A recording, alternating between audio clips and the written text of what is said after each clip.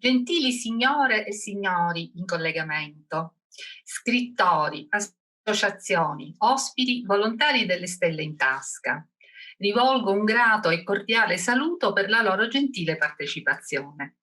Io sono Enza Speranza, dirigente di professione, volontaria di vita, e ho il compito oggi di presentare questo incontro che si inserisce nella manifestazione Il Maggio dei Libri 2021. Anche io faccio parte dell'organizzazione di volontari Le Stelle in Tasca per la pratica e la divulgazione della scrittura autobiografica. Ed è in questa veste che questa sera vi do un caloroso benvenuto nel mondo appunto della scrittura autobiografica. Uno spazio altro in cui le persone si incontrano in una dimensione diversa da quella in cui si svolge la quotidianità di ciascuna di esse. Una dimensione senza tempo, se non il tempo della coscienza. Tuttavia, prima di passare a presentarvi i protagonisti che faranno grande questo incontro, mi piace rivolgere la mia personale attenzione a lui, il vero protagonista di questo pomeriggio. Il saggio di scrittura autobiografica, poetiche contemporanee del dissenso, immagini del corpo autobiografico. In questo saggio l'autore esplora il senso dell'esperienza della scrittura autobiografica e lo fa ripercorrendo le sue ricerche nell'ambito delle storie di vita e dell'immaginario. Viviamo sospesi fra una distanza rispetto a noi stessi, fra la tracotante violenza inumana di una presenza egoica da un lato e il rispetto di un'etica benefica per le nostre relazioni dall'altro. La sincerità, è vero, non sovrasterà mai l'esistenza, ma la scrittura autobiografica, nella consapevolezza creativa, ci dà la possibilità di generare un dissenso poetico che a sua volta genererà comprensione e amore per se stessi e per gli altri, aiutando la vita, la nostra vita, a farsi comprendere da noi. Orazio Maria Valastro è l'autore. Egli è nato a Catania nel 1962, sociologo, mitanalista, ricercatore indipendente, autore, scrittore, formatore e consulente autobiografico specializzato nell'immaginario della scrittura autobiografica. Collabora con la Società Internazionale di Mitanalisi con sede a Montreal, nel Québec, in Canada. Fondatore e direttore scientifico di Magma, rivista internazionale di scienze umane e sociali, dirige gli atelier dell'immagine autobiografico dell'organizzazione di volontariato Le Stelle in Tasca. Ha ideato Trinachia, premio internazionale di scritture autobiografiche, biografiche e poetiche dedicate alla Sicilia. Autore di numerosi articoli e saggi, tra le sue recenti pubblicazioni citiamo Immaginari del patrimonio culturale e immateriale, edito da Aracne Editrice, e Diario di un formatore autobiografico di Edizioni Nuova Cultura. Beatrice Barbalato è autrice dell'introduzione al saggio.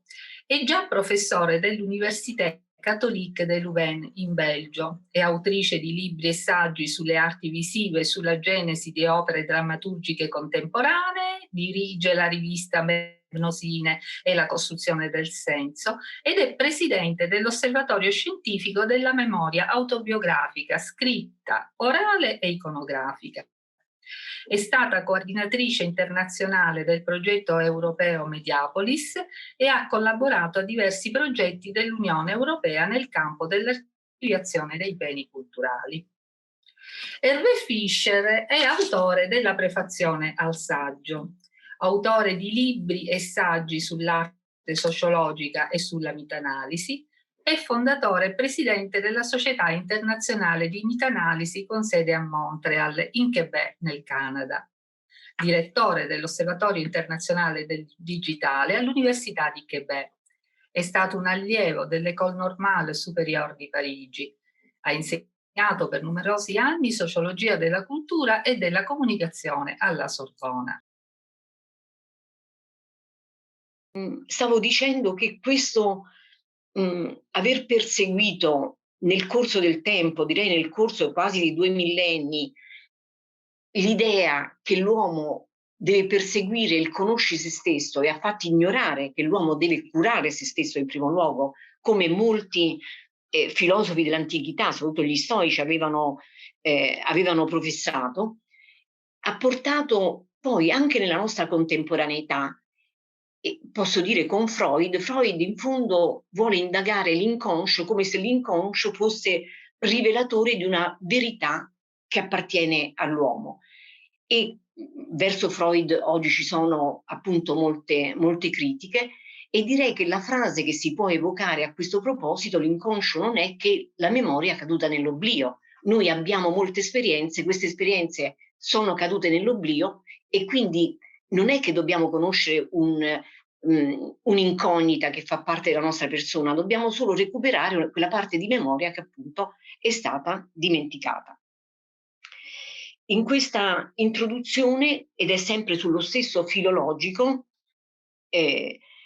io mi sono ricondotta a un libro di Kierkegaard che è Miette philosophique, briciole filosofiche, nelle quali indaga il concetto di interiorità, di che cos'è per noi l'intimo, che cos'è per noi l'interno. E anche Kierkegaard ante litteram, voglio dire, prima di Freud, prima di Michel Foucault, prima di Starobinsky, aveva detto che l'io non si può sdoppiare dall'io, qualunque cosa faccia l'io non vi è un io nascosto, ma è sempre l'io che è là, che interpreta, che parla, sul quale e che può interrogare se stesso. E ho trovato appunto questa magia di Kierkegaard che prima della psicanalisi, prima della nostra consapevolezza intorno a questi temi, aveva già fortemente anticipato una sensibilità, la passione dell'interiorità, l'ha chiamata un grande psichiatra che è Binswanger. Ecco, vi è una passione dell'interiorità che entra in maniera completa nel lavoro anche di Orazio Maria. Cioè Orazio Maria ha questa passione dell'interiorità che non la intende come un cammino verso la scoperta di un io nascosto, non la intende come un processo di pura conoscenza, ma la interpreta appunto come un procedere verso un cammino nel quale l'io può riconoscersi e può costruirsi nella volontà di farlo, ecco, soprattutto nella volontà di farlo, perché l'uomo è fatto di intenzionalità e soprattutto si costruisce sul desiderio. E il desiderio non è mai compiuto, il desiderio è sempre qualcosa da compiere, e in tutti i momenti della nostra vita noi ci poniamo rispetto a quello che è accaduto, ma a quello che sarebbe potuto accadere, perché l'uomo è veramente un agente è una fucina di desideri. E questo credo che nella costruzione autobiografica noi non possiamo mai dimenticarlo. In questo ho trovato il lavoro di Orazio Maria autentico, promotore, creatore di possibilità, e dunque per questo lo apprezzo e l'ho apprezzato. Con questo concludo, perché penso che ci siano tanti interventi e commenti sul proprio lavoro, sul vostro lavoro, che io non conosco così da vicino e che ho potuto conoscere attraverso il testo di Orazio Maria e l'averlo conosciuto in diverse occasioni.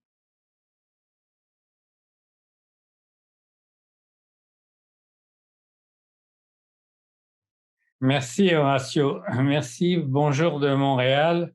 J'ai suivi la conférence, les échanges sur l'autoroute venant de la forêt pour revenir à Montréal, et c'était une expérience très particulière sur une autoroute d'entendre parler de l'amour que l'on doit embrasser.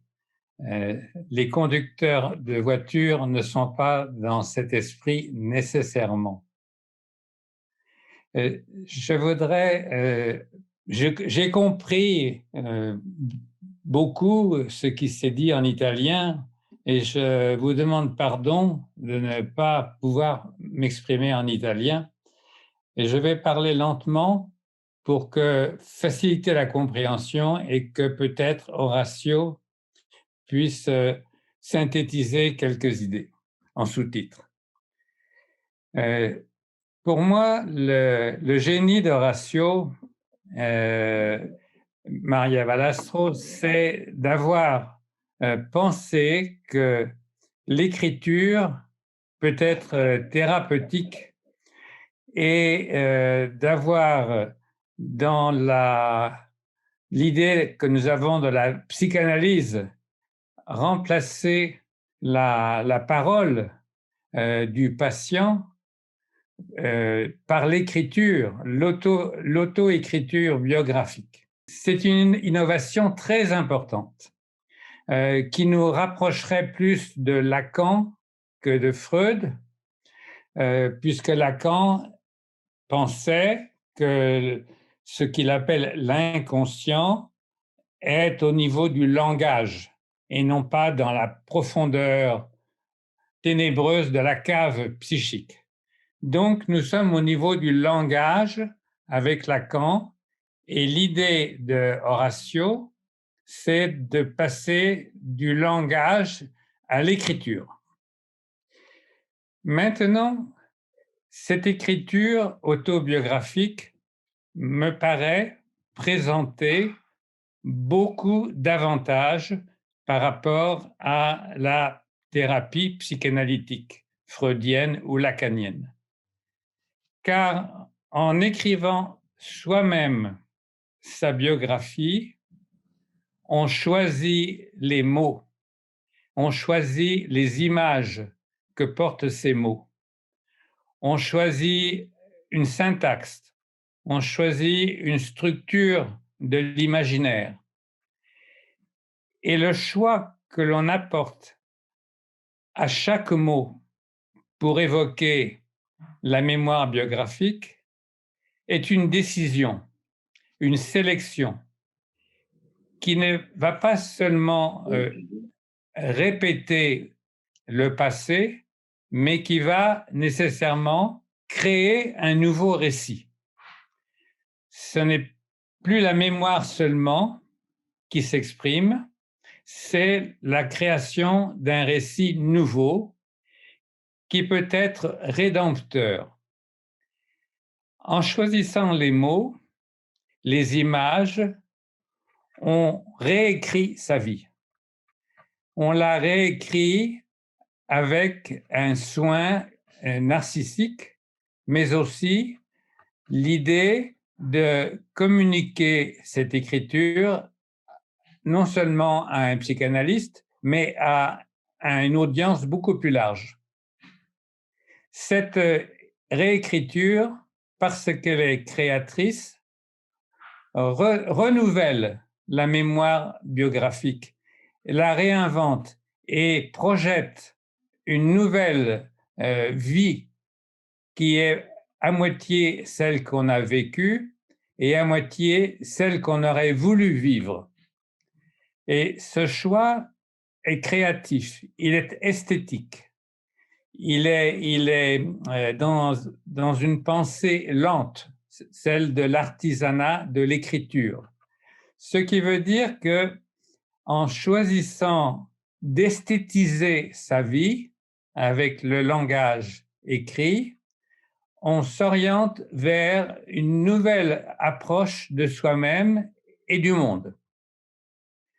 Cette approche est non seulement esthétique, mais elle est aussi éthique, parce que le choix des mots comporte des valeurs. Ces valeurs renvoient à une éthique personnelle, à une éthique de l'humanité, et c'est un partage. Donc, dans l'écriture autobiographique proposée par Horacio, chacun de nous se trouve projeté vers une nouvelle possibilité de sa vie, vers les autres, dans un sentiment de partage esthétique et éthique. Et c'est cela qui est thérapeutique. L'écriture esthétique et éthique est thérapeutique de la personne qui raconte sa vie. Elle lui redonne une chance de repenser sa vie autrement, sa vie passée, mais aussi sa vie future. Et elle est dans un sentiment de partage public qui n'est pas de l'ordre de la thérapie freudienne ou de la confession religieuse, mais qui est dans l'idée d'un partage humain. Ce sont des dimensions, ou je dirais même des vertus, de la démarche inventée par Horacio et qu'il a développée d'une façon très approfondie avec ses ateliers d'écriture autobiographique qui sont pour moi extrêmement importants dans ce que j'appelle la mythanalyse. Parce que l'auteur autobiographique rejoint des mythes dans le choix des mots, dans l'écriture d'un nouveau récit, qui sont des mythes que nous partageons, un imaginaire social où il peut dépasser toutes ces frustrations, tous ces regrets, toutes ces vengeances, régler des comptes avec soi-même et avec les autres dans la mémoire du passé. Il s'ouvre aux autres. Et le caractère collectif des ateliers d'écriture autobiographique est très important aussi dans la vision d'Orazio Maria Valastro à ce niveau de générosité, d'ouverture à l'autre, d'amour de la vie. Embrasser la vie, ce n'est pas se fouetter le dos en se rappelant et en confessant des erreurs ou des frustrations du passé, c'est s'engager dans la vie sociale, c'est s'engager dans une nouvelle relation avec soi-même et avec les autres. C'est en ce sens que je parle d'une éthique qui est une thérapeutie, parce que cette éthique, c'est justement la réécriture de ce que l'homme pourrait être, de ce que l'humanité pourrait être.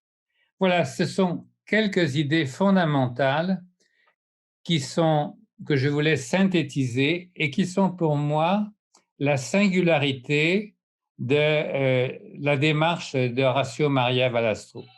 Et pour moi, il est devenu donc une personne très importante dans la mythanalyse, c'est-à-dire l'analyse des imaginaires sociaux sur laquelle je travaille. Les imaginaires sociaux, ce sont des imaginaires individuels. Nous sommes influencés par ces imaginaires sociaux et nous partageons les imaginaires sociaux. Et je préfère parler des mythes, des imaginaires sociaux collectifs, plutôt que de parler, comme les psychanalystes, d'un inconscient. La cave ténébreuse pathologique de l'inconscient freudien est difficilement une thérapie. Et en revanche, l'idée de s'ouvrir dans le langage social au langage des autres, c'est la possibilité de reformuler sa vie et de formuler ses désirs et de s'intégrer dans la vie des autres, pas en redevenant un individu normal, comme la psychanalyse tente de le faire, selon les normes de la société instituée, selon des normes qui sont autoritaires, qui sont restrictives, mais dans un acte de création, et qui est donc d'ouverture. Et c'est ça qui est fondamental. C'est là où est le ressort de la thérapie de l'auto-écriture biographique que propose Horacio. J'espère que vous avez pu comprendre les idées que je ne pouvais pas exprimer en italien, mais les sous-titres peut-être ont aidé. Et je veux vous dire toute mon admiration pour le travail d'Horacio.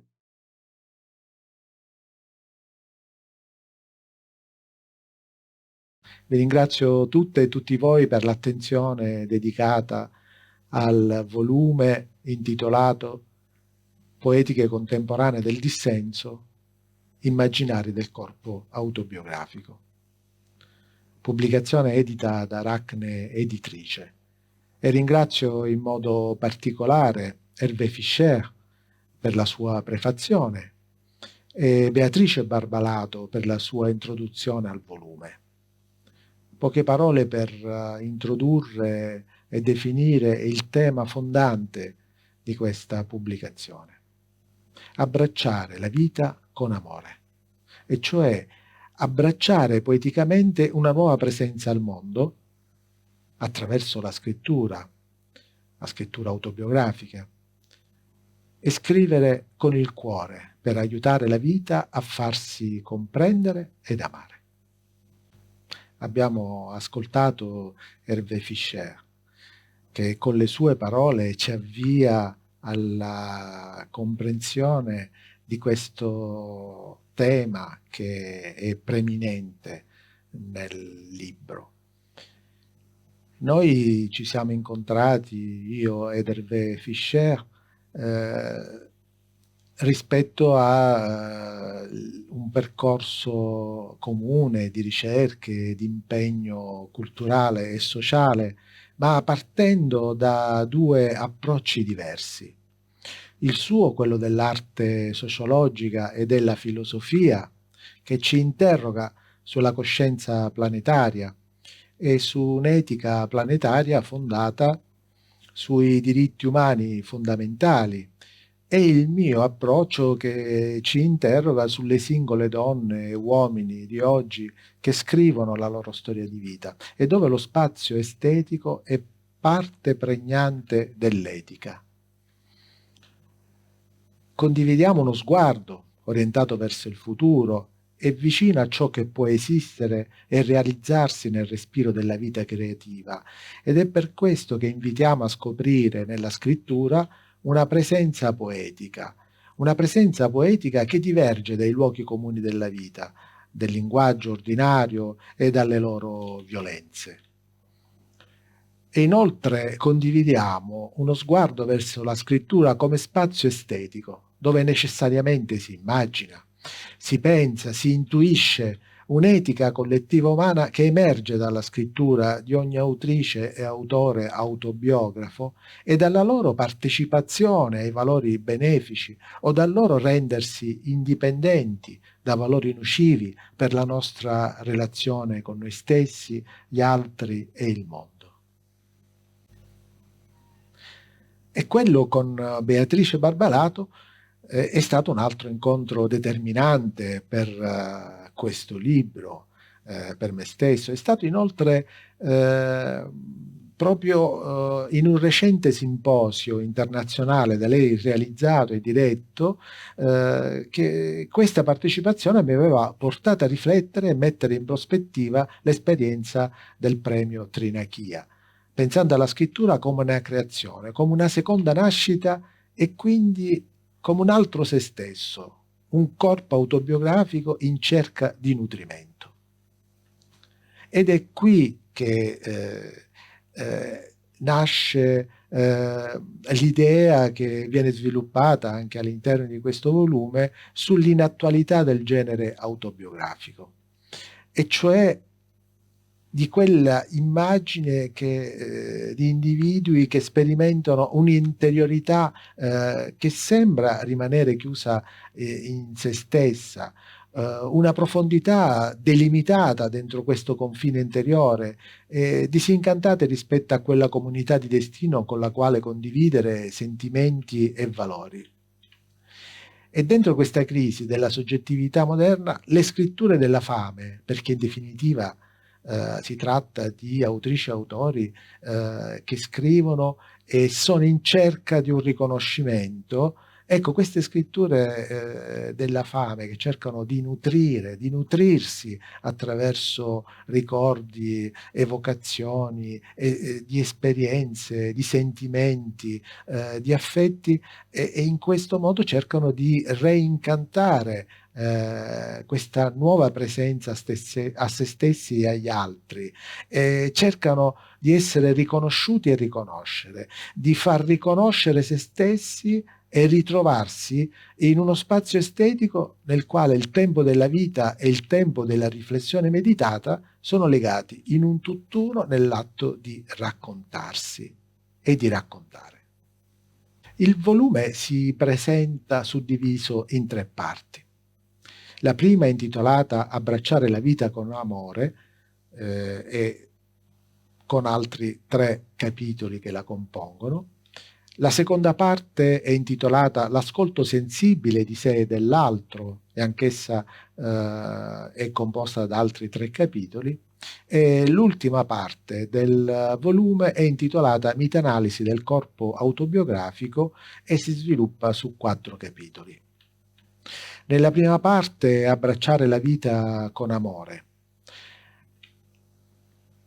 io cerco di sviluppare questo sguardo, e cioè non essere indifferenti al modo con cui si guarda il mondo. Ed è in questa capacità che insita una dissidenza poetica in ogni sguardo rivolto verso l'appello a quel desiderio di infinito che va oltre il sistema di attese socialmente in vigore.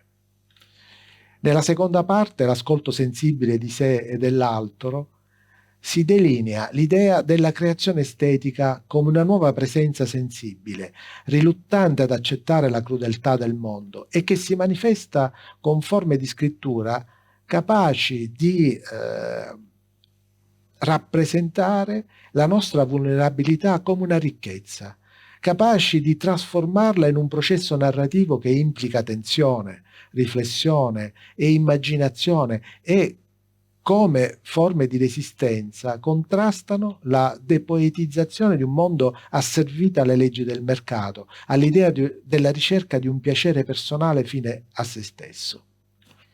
Nell'ultima parte, intitolata Meta-analisi del corpo autobiografico,